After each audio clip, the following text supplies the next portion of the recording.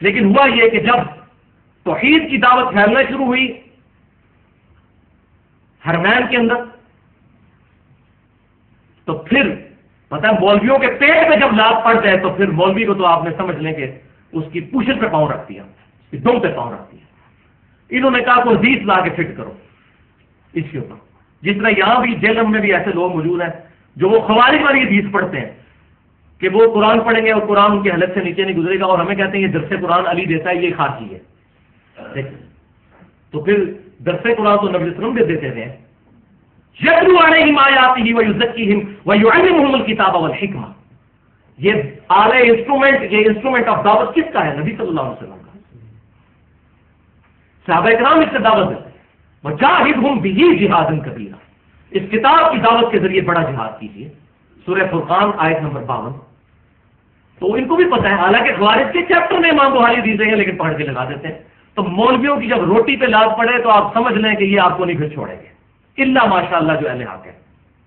اور یہ مولوی سارے مقام پہ ذکر کے، بریلوی، دیوبندی، اہل حدیث، اہل تشیع، ساروں کی اکثریت، کیونکہ روٹی کا مسئلہ نمبر 51 جو میں نے کوڈ ورڈ رکھا ہے، 1.5 گھنٹے کی میری گفتگو ہے، رزق حرام، فتنہ مال، دنیا پرستی کا انجام اور اس کا علاج، 1.5 گھنٹے کی گفتگو اہل سنت پاک.com پہ، جو مجھے سب سے زیادہ پسند ہے اپنا لیکچر، اپنے سینکڑوں لیکچرز میں ادھر میں نے پول کھولیں کہ قرآن کی روح سے حرام خور اور دنیا پرست مولوی کو ہی کہا گیا، یہ ساری آیات ان کے بارے میں۔ تو ان کی روٹی پہ لات پڑی۔ تو ابن عابدین شامی ایک حنفی مولوی تھا شام کا، یہ شامی ہوئی اہل بیت کے قاتل، انہی کی اولاد۔ امام نسائی کو کتاب لکھنے پر، خصائص علی 194 حدیثیں جمع کرنے پر انہی شامیوں نے قتل کیا۔ علی کا نام کیوں لیتے ہو؟ وہ کتاب موجود ہے الحمدللہ، اردو میں ترجمہ ہو چکا ہے۔ یہ وہ شامی، انہی میں ابن عابدین شامی جو احمد رضا بریلوی صاحب، رشید احمد گنگوئی صاحب کے مشترکہ مرشد ہیں، دیوبندیوں اور بریلویوں کے، بلکہ بڑے ائمہ احناف میں سے ایک ہے۔ یہ وہ بندہ ہے جس نے سب سے پہلے محمد بن عبد الوہاب صاحب کے اوپر یہ حدیث فٹ کی، نجد والی۔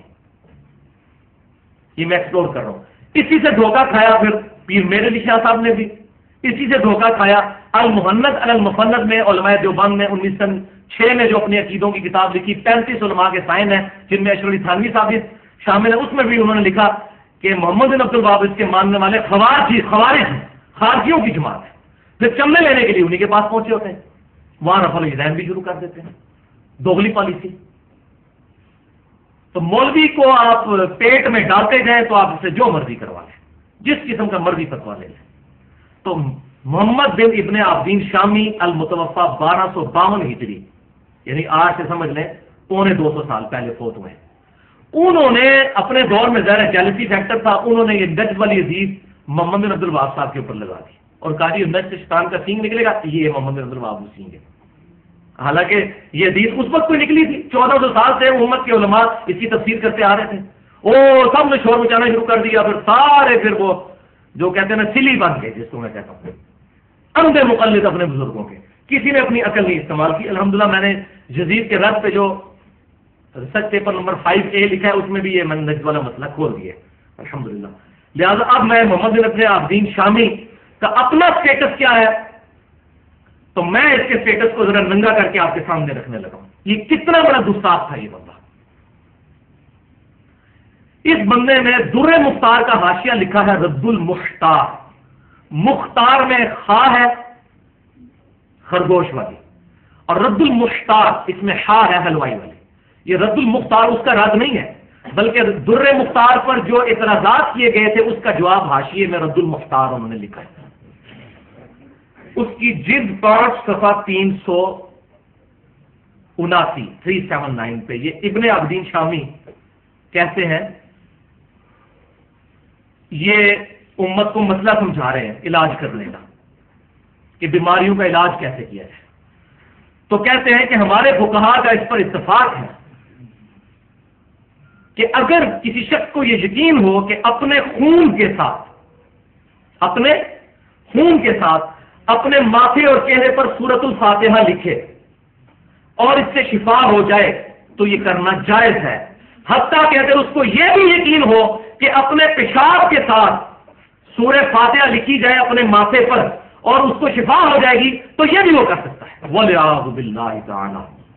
اور تقی عثمانی صاحب جو ہے وہ اس کے جو ہے نا اس کے دفاع میں اتنے بڑے بڑے فتوے، کیسے بزرگوں کو چھوڑ دیں؟